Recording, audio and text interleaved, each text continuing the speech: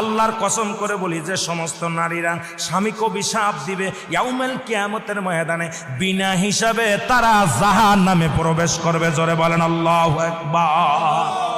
আমার মারা যারা মাইকের আওয়াজ শোনেন, শুনে নেন, যত আপনার নামাজ, আপনার রোজা, আপনার হজ সব কিছু বরবাদ হয়ে যাবে যারা স্বামীকে লানত করবেন, স্বামীকে যারা অভিশাপ করবেন, স্বামীর বিরুদ্ধে অভিযোগ করবেন, স্বামীর প্রশংসা করবেন। আল্লাহর দরবারে আপনি নেকি পাবেন, আল্লাহর দরবারে নফল বন্দেগী পাবেন।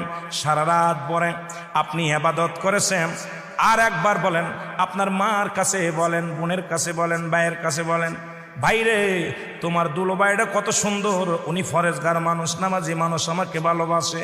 যদি স্বামীর প্রশংসা করো, এই দুনিয়ার মধ্যে নফল ইবাদত হয়ে যাবে, তোমার নেকি হবে, আমলনামায় লেখা হবে। নবীজি বলছে অধিকাংশ মহিলারা